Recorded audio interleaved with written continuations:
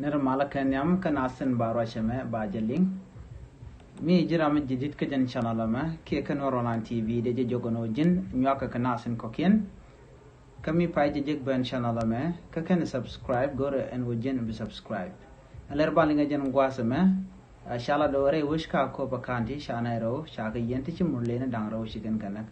Sharoj Mashajalat, Kanasan content Chamurlin, Shakanak, Chalado Chaka Jerewika Copa, a Jendan Balat Kajan Guasme. Nyaka Kanasan Kokian and what can Conore Roch and Kajan Guasam and Banakulat Kajan Guasame. A Gornojin between Yaka Nasan Kokian, Enman Chalat Guasami, Kia Kalar Dan and Chalar Con Chalado Re, which and Winnie, Sha Ladore, Wika Coba Kanti, Shamurlin, Dangro, Shaka Nak. Shakanak kan Murlen to top and can Chaladokan Kajinia Gaza. Chukuma mentere Wishaka Kobo Kanti, Shanatin Langwan Murle, Dangro, Deshanek, Quilla native Conte Shikanak, Ray Witch and Chalke, Wayan Shol, Kokorin Dangjok, T. Shuwa, Chukuma Kaban Tamakanate to a loose check again. Kan Murlen to top Bakare Wishka Kobo, Kakim Malame Chatain, Kama Kobo, Kanti Ken Murlen Tintere Wishka Pibo. Chikwera right Koba Khan Jaladano, Telaramugur Keno, Bimal and Chatan, Tul, Charaj Machajalat.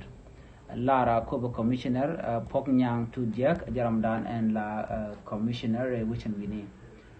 Kan Murleni, I can do like Ken Wolakan Katul Kajako. Nishiang, Lama La Jatang Kaka, Kaduno Shikana, Luski, Bekan Gujano, and Malamo, E. Malmatedi.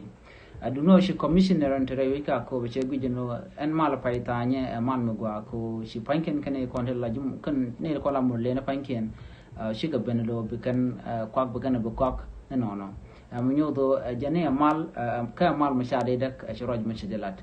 Quite a good no bala Nadialano Canadian content she Muleni, Dangrona, King Wan Mule, Shaka Yen Akuma, Kanamachalado Jen, Tang Ki, a Dom Jaguano and which Akobo County, Quara Key Commissioner, Nogojan or De Malderatitin, which and we need come Pibor, Key Greater Pibor Administrative Area, Can Akobo, Charojama Chajaladino.